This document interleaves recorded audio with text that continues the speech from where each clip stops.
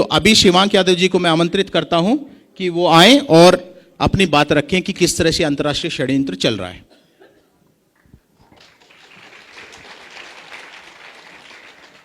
सभी साथियों को मेरा नमस्कार। आप सभी का स्वागत है। और जिस बारे में आज मैं आपको बताने जा रहा हूँ उस विषय में हम लोग अधिकतर ध्यान नहीं देते। ध्यान इसलिए नहीं देते क्योंकि चीज़ें हमसे बहुत ज़्यादा छुपी हुई हैं और वो तंत्र एक ऐसा तंत्र है जो आपके नज़र में नहीं आता, लेकिन आपकी जेब से उसका बहुत लेना देना है। दिन रात आप उसी के लिए भाग रहे हैं, उसी के लिए काम कर रहे हैं, लेकिन उसी के पीछे जो एक बहुत गहरा षड्यंत्र है उसके बारे में हम जानते नहीं हैं। तो उस विषय में मैं आपके सामने एक प्रस्तुति करने जा रहा हूं। हम आज देखते हैं कि भाई दुनिया में चोरी, लूट, भ्रष्टाचार, हिंसा, अत्याचार, आतंकवाद बुरी तरीके से फैला हुआ है। लेकिन हमारे सामने मीडिया क्या हमें दिखाती है कि भाई आतंकवाद है तो कुछ लोग हैं जिनको कोई एक बात बता दी गई है इसलिए वो आतंकवाद कर रहे हैं। कहीं पे भ्रष्टाचार है तो आदमी की फितरत ही है भ्रष्टाचार करना। कोई चोरी कर रहा है तो कोई चोरी उसके मन में आती है और वो चोरी कर लेता है। कोई किसी की हत्या किसी के मन में आई तो कर दी। लेकिन हम इस बारे में चिंतन नहीं कर पाते कि किसी आदमी का चिंतन यहाँ तक कैसे पहुँच गया कि वो किसी की चोरी कर लेता है, वो किसी की हत्या कर देता है, वो किसी की जान की फिक्र ना करते हुए ये सोच लेता है कि 10 रुपये मैं अपनी जेब में बचा लूँ और ये मरता है तो मरे, मुझे कोई मतलब नहीं है। तो ये हमारा मानस किस तरीके से ऐसा बना, उसी के लिए ये सब क्यों है पूरी दुनिया में। क्योंकि भाई हमें तो हमेशा से ये बताया गया है कि भाई समाज हमेशा से क्या ऐसा ही रहा है। ये एक प्रश्न है कि भाई जैसी ये चोरी है, लूट है, भ्रष्टाचार है, क्या समाज हमेशा से ऐसा ही रहा है या फिर अभी आने वाले कुछ समय में ऐसा हो गया है। ये कुछ प्रश्न बनते हैं। क्योंकि भाई हम जब अपने बुजुर्गों से एक बात सुनते हैं कि भाई पहले तो लोग बहुत ईमानदार हुआ करते थे। आप कहीं पर भी गांव में चले जाएं, गांव में किसी भी बुजुर्ग से बात कर लें जिसकी उम्र 70 या 80 से ऊपर है, उनसे आप बात करें, उनके साथ आप बैठें खाट के ऊपर, तो वो बताते हैं कि भाई पहले तो बहुत अच्छे लोग थे, पहले बहुत ईमानदार थे, हम लोग बहुत प्रेम से रहा करते थे, कहीं पर भी जाओ तो कोई भी भोजन करा दिया करता था। लेकिन आज लोग वैसे नहीं रहे। तो भाई अगर पहले ऐसा था और आज इतनी चोरी, लूट और ये सब व्यवस्था जो चल रही है जिसके अंदर आदमी दिन रात पिस रहा है, तो ऐसा कैसे हो गया कि पहले इतने आराम से रह रहा था और आज ऐसी भगदड़ कैसी मच गई अचानक से। तो क्योंकि हम ये हैं कि भाई आज तो एक दूसरे को आदमी ठगने में ही लगा हुआ है। तो हमने ये सोचा कि भाई आज भी जो बच्चा पैदा हो रहा है, एक छोटा बच्चा जो आज भी एक पैदा होता है, वो तो बिल्कुल ईमानदार, सच्चा, भोला सा पैदा होता है। तो ऐसा क्या होता है कि वो बड़े होते होते इस कदर पहुंच जाता है कि वो किसी की हत्या भी कर देता है। क्योंकि पहले जब हम सुनते हैं बुजुर्गों से तो वो बताते थे कि ऐसा कुछ भी नहीं था समाज में। इसका मतलब जो बच्चे की जो मासूमियत थी वो पहले बरकरार रही थी एक बड़ी उम्र तक भी। आदमी अगर 80 का हो जाए चाहे 100 का हो जाए, उसके अंदर वो बच्चे वाली मासूमियत थी। आज वो मासूमियत खत्म हो रही है। तो खत्म क्यों हो रही है वो? कि भाई क्योंकि हमें एक चीज फिर ये भी समझ आई कि भाई जब बच्चा अगर इस तरीके से बनता जा रहा है तो इसका मतलब है कि उसके आसपास का जो वातावरण है उसके आसपास वही निश्चित कर रहा है कि बच्चा ऐसा ना रहे, बच्चा जैसा पैदा हुआ था वो ऐसा ना रहे। यही चीज उसके आसपास का वातावरण निश्चित कर रही है। और ये जो वातावरण कैसा होगा ये तय करती है अर्थव्यवस्था, कि हमारे आसपास का वातावरण कैसा होगा, आपका आपके एक दूसरे से लेन देन कैसा होगा, आपका अपने परिवार में लोगों के साथ व्यवहार कैसा होगा, स्वभाव कैसा होगा, आप क्या कपड़े पहनेंगे, आप क्या खाएंगे या नहीं भी खाएंगे, भूखे रहेंगे, ये कौन निश्चित करती है? अर्थव्यवस्था।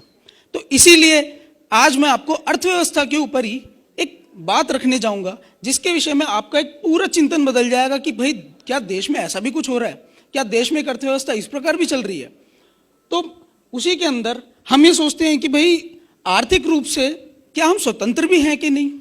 क्योंकि भाई अर्थव्यवस्था ऐसी है जो एक बच्चे को एक प्राणी में बदल रही है कि वो किसी की भी जान लेते हुए सोच नहीं रहा। तो क्या सच में ये अर्थव्यवस्था हमने ही बनाई है क्या? क्योंकि हम तो मनुष्य हैं, हम अपने लिए एक ऐसी अर्थव्यवस्था का निर्माण ही क्यों करेंगे जो विपरीत हो जाए हमारे नेचर से। तो उसी के लिए 1862 में ब्रिटिश बैंकिंग द्वारा अमेरिकन बैंकर्स के लिए एक सुझाव भेजा गया था। ब्रिटिश बैंकिंग सिस्टम था, उन्होंने अमेरिका के जो बैंकर थे उनको एक सुझाव भेजा था कि मैं और मेरे यूरोपियन मित्रों को यह जानकर खुशी हुई कि गृह युद्ध के बाद अमेरिका में जातिगत गुलामी खत्म हो जाएगी। जब अमेरिका में गृह युद्ध हुआ था तो उसके बाद जातिगत गुलामी खत्म हो गई थी। तो वो क्या कह रहे हैं कि भाई, मैं और मेरे यूरोपियन मित्रों को ये जानकर खुशी हुई कि गृह युद्ध के बाद अमेरिका में जातिगत गुलामी खत्म हो जाएगी, क्योंकि इसमें मालिक को गुलामों की सारी जिम्मेदारियां भी उठानी पड़ती हैं। भाई, किसी को आप गुलाम बनाएंगे, किसी आदमी को उसकी जिम्मेदारी उठानी पड़ेगी, 2 टाइम का खाना देना पड़ेगा, उसको बांध के रखना पड़ेगा, आपको पूरा एक सिस्टम बनाना पड़ेगा। तो उसके अंदर क्या हुआ कि जब गुलामी खत्म हुई तो आपकी जिम्मेदारियां खत्म हो गई। फिर वो क्या कह रहे हैं कि भाई, किसी को गुलाम आपको बेड़ी बांध के क्यों बनाना है, जबकि सबसे सरल तरीका यह है कि पूंजी द्वारा, पैसे द्वारा लोगों की आमदनी नियंत्रित करके उनको नियंत्रित किया जाए। और यह सब किया जा सकता है पैसे को नियंत्रित करके। वो क्या कह रहे हैं कि आपको आदमी को गुलाम पैर बांध के, उसकी बेड़ी बांध के गुलाम नहीं बनाना है। आपको गुलाम कैसे बनाना है, उनकी पूंजी नियंत्रित कर लो, उनके पैसे को नियंत्रित कर लो। आपने उस आदमी को गुलाम बना लिया। ये सुझाव दे रहे थे अमेरिकन बैंकर्स। इस धरती को चलाने वाले लोग शायद 10 भी नहीं होंगे। इन लोगों का नाम आपने शायद पहले भी कई बार सुन लिया होगा। जो लोग यहाँ पे पधारे हैं उन लोगों ने इन लोगों का नाम, इन परिवारों का नाम पहले भी सुना होगा। रॉथशिल्ड परिवार, रॉकफेलर परिवार, मॉर्गन परिवार, ये थोड़े मुख्य हैं। बाकी इनसे अलग और बहुत परिवार हैं जो इस व्यवस्था को चला रहे हैं। और ये लोग, अगर इस चीज को हम देखें, अगर सच में चुनाव से, जो चुनावी प्रक्रिया है जो देश के अंदर चल रही है, दुनिया के अंदर चल रही है, अगर सच में कुछ परिवर्तन होता ना, तो ये लोग उस व्यवस्था को सबसे पहले गैर कानूनी घोषित कर देते जो पूरी दुनिया को चला रहे हैं। अगर सच में चुनाव से कुछ परिवर्तित हो जाता तो, क्योंकि हेनरी फोर्ड थे। हेनरी फोर्ड भी ये जो 13 मुख्य परिवार हैं उनमें से एक ही थे। वो अच्छा खासा साम्राज्य है। उन्होंने क्या बात कही, ये अच्छा है कि देश के लोग हमारी बैंकिंग और मौद्रिक प्रणाली को नहीं समझते। वो कह रहे हैं कि ये अच्छा बात है कि भाई देश के लोग हमारी बैंकिंग और मौद्रिक प्रणाली को नहीं समझते। जो बात मैंने शुरुआत में कही कि जो पैसा हमारी जेब में है, जो हमारी दिनचर्या में है, हम उसको नहीं समझते। तो वही बात हेनरी फोर्ड कह रहे हैं कि भाई अच्छा है कि देश के लोग हमारी बैंकिंग और मौद्रिक प्रणाली को नहीं समझते। अगर समझते तो मुझे पूरा विश्वास है कि कल सुबह होने से पहले क्रांति हो जाएगी। कल सुबह होने से पहले क्रांति हो जाएगी। ये हेनरी फोर्ड खुद कह रहे हैं, ये उनका वक्तव्य है, मैंने अपनी तरफ से बात नहीं लिखी है।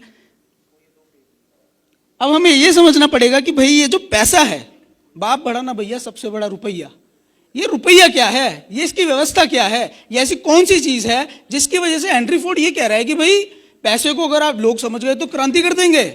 तो ऐसी क्या व्यवस्था है ये पैसे की। तो इसीलिए जो बाप बड़ा ना भैया सबसे बड़ा ये जो रुपया है, इसकी व्यवस्था को हमें समझना पड़ेगा। अब आप यहां पे आपके सामने देख रहे हैं कि ये 1 रुपए का नोट है। 1 रुपए का नोट आप देखिए, और उसके बाद आप देखिए ये है 100 रुपए का नोट। इन दोनों नोटों में एक अंतर है। जैसे बचपन में एक वो आती थी ना अखबार के अंदर कि भाई 2 चित्र हैं, इनके अंदर आप अंतर करना सिखाए। तो इसके अंदर एक सबसे बड़ा अंतर ये है कि 1 रुपए के नोट के ऊपर आपको गवर्नमेंट ऑफ इंडिया दिखाई दे रहा है, भारत सरकार दिखाई दे रहा है, और वही 100 रुपए के नोट के ऊपर आपको रिजर्व बैंक ऑफ इंडिया दिखाई दे रहा है। अब ये क्या अंतर है भाई, 1 रुपए के नोट पे भारत सरकार और उससे ऊपर के जितने भी नोट हैं उनके ऊपर रिजर्व बैंक ऑफ इंडिया। इसका मतलब 1 रुपए का नोट हमारी भारत सरकार बनाती है और उससे ऊपर के जितने भी नोट हैं वो रिजर्व बैंक ऑफ इंडिया बना रहा है। अब ये क्या अंतर है भाई, हम तो ये समझते थे कि भाई भारत सरकारी एक ही चीज है, ये तो रिजर्व बैंक और ये तो एक ही चीज बनाते होंगे। लेकिन ये क्या अंतर है कि भाई 1 रुपए का नोट भारत सरकार बना रही है और उससे ऊपर के जितने नोट है वो रिजर्व बैंक ऑफ इंडिया जारी कर रहा है। और एक और अंतर है, 100 रुपए के नोट में आप जब नीचे देखते हैं तो एक लाइन लिखी होती है, मैं धारक को 100 रुपए अदा करने का वचन देता हूं।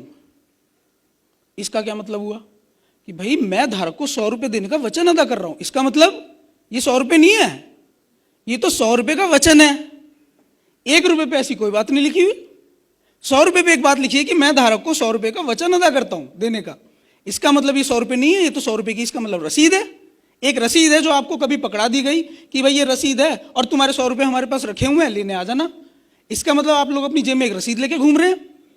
तो ये रसीद किस चीज की है, ये रसीद थी 100 तोला चांदी की, जो कि 100 तोला चांदी अगर आप कभी रिजर्व बैंक के पास लेके जाते तो आपको अपनी उस 100 इस नोट के बदले चांदी मिल जाती। ये एक प्रक्रिया थी। लेकिन क्या हुआ, उसके बाद गोल्ड स्टैंडर्ड खत्म कर दिया गया, जिसकी वजह से आप वो प्रक्रिया अब नहीं कर सकते। अगर अब आप रिजर्व बैंक के पास जाएं और ये बोलें कि भाई ये जो मेरे 100 रुपए की रसीद है, इसकी जगह मुझे मेरा 100 तोला चांदी चाहिए, तो रिजर्व बैंक बोलेगा भाई कौन सी चांदी, यही है, रखो अपने पास। तो अब आप नहीं ले सकते अपनी चांदी, ये आपका नुकसान हो गया एक तरीके से। तो अब आप रिजर्व बैंक के पास जाके नहीं ले सकते अपनी चांदी। अब यह हमें समझना पड़ेगा कि ये जो रसीद चली चांदी या सोने से, इसका चलन कब से शुरू हो गया और इसकी प्रक्रिया क्या है पूरी। सन 1650 के आसपास पश्चिम के देशों में सुनारों के पास अपना सोना चांदी लोग सुरक्षित रखते थे। 1650 के आसपास, ये पश्चिम के देशों की बात है, भारत की बात यहाँ पे नहीं हो रही है। भारत के अंदर एक पूरी अलग व्यवस्था चल रही थी जिसके बारे में हम कभी और बात करेंगे। लेकिन 1650 के सन के आसपास पश्चिम के देशों में क्या था, सोनार थे। लोग सोनारों के पास अपना सोना चांदी लाके रखते थे और सोनार क्या करते थे, सोना चांदी उनका सुरक्षित रखने की एवज में उनको एक पर्ची दे देते थे कि भाई आप ये पर्ची रखिए और आपको जब चाहे आप ये पर्ची लाके मुझे दीजिएगा, मैं आपको सोना उतना आपका दे दूंगा। एक इस तरीके की प्रक्रिया पूरी चल रही थी। तो इसका पूरी प्रक्रिया ये थी कि भाई जब सुनारों के पास कोई 100 तोला चांदी के सिक्के जमा करने जाता था तो बदले में सुनार उसे कागज की रसीद पर अपनी मोहर लगा कर देते थे। जिसकी ये फोटो आप देख रहे हैं, ये उसी समय की एक मोहर है जिस तरीके की सुनार कभी रसीद दिया करते थे जब सुनारों के पास लोग सोना जमा करने जाते थे।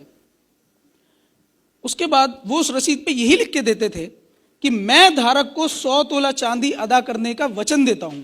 जो बात आज आपके नोट के ऊपर लिखी रहती है, 100 रुपए के नोट के ऊपर, 200, 500, 1000 के ऊपर, वही बात कभी सोनार लिख के दिया करता था कि मैं धारक को 100 तोला चांदी अदा करने का वचन देता हूं। यही बात आज आपके 100 रुपए के ऊपर आपको दिखाई देती है, जिसे अंग्रेजी में कहते हैं I promise to pay the bearer the sum of 100 rupees. उसके नीचे रिजर्व बैंक के गवर्नर अपने हस्ताक्षर कर देते हैं और कहते हैं कि भाई ठीक है, मैं वचन दे रहा हूं।